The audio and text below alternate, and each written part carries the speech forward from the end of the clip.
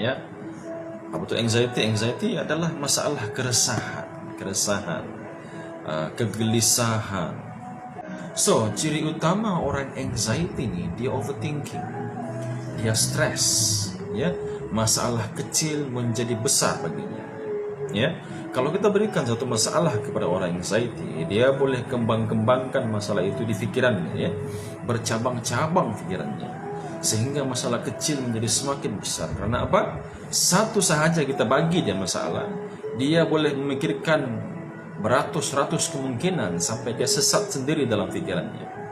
Artinya dia mencipta dunianya sendiri yang hanya wujud di dalam pikirannya. Dan masalahnya, tuan-tuan, puan-puan sekalian, sahabat-sahabat yang saya muliakan, orang-orang anxiety merasakan masalah yang dia ada tuh seolah-olah sudah terjadi dan menimbulkan perasaan gelisah yang amat sangat, ketakutan, ya, ketakutan, takut mati, takut sakit, takut rugi, takut berhenti kerja, segala macam ketakutan.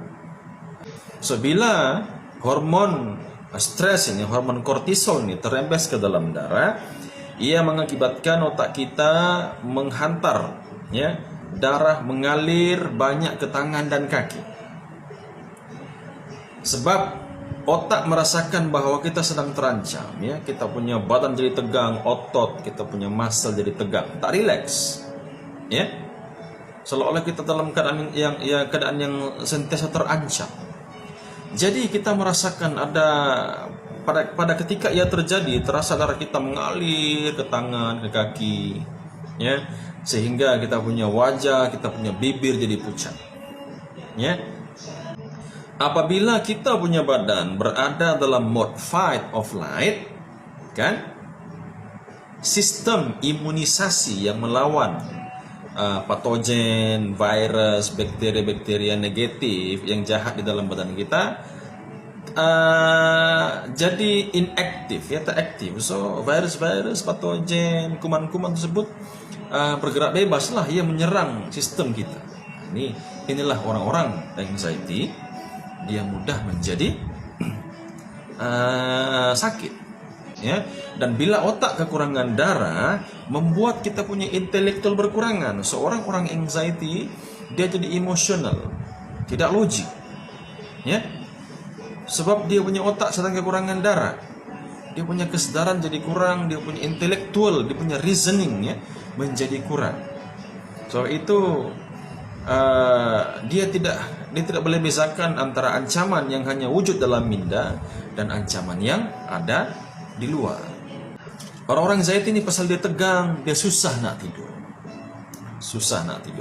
ya, dia jadi insomnia, dia jadi insomnia, ya, jadi sesak nafas, perut jadi berangin, sebab perut tak dapat berfungsi dengan betul, sistem pengharaman tak jadi betul. So akan timbullah pembusukan makanan di perut sehingga menghasilkan tekanan angin, ya, yang menekan lantai paru-paru sehingga boleh sesak nafas, ya, asid tertolak naik, itu antara ciri-cirinya, ya, tertolak naik semula keluar, ya, di kerongkong, and then susah nak telan makanan. Bila kita punya perut penuh dengan makanan, kita punya otak antar signal, stop makan. So bila kita makan susah nak telan, itu pun jadi panik, susah nak telan makanan. Dan disebabkan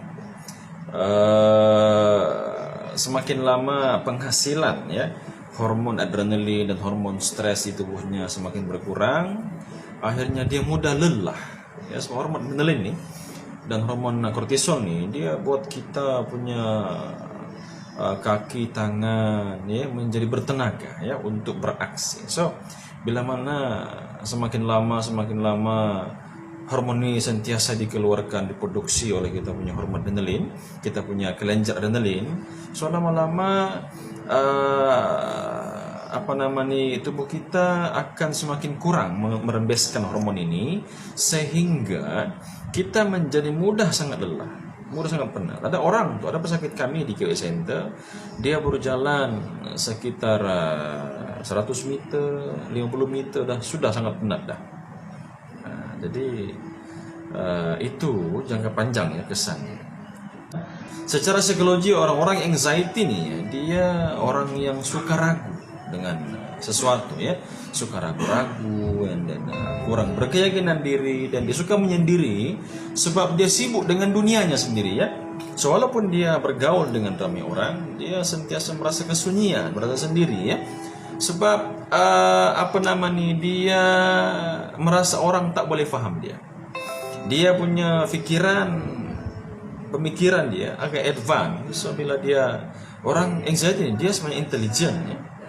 Dia sangat peka dengan sesuatu isu, dengan perasaan orang lain. Dia sensitif dengan segala perkataan orang, tindakan orang. So dia mudah tersentuh lah.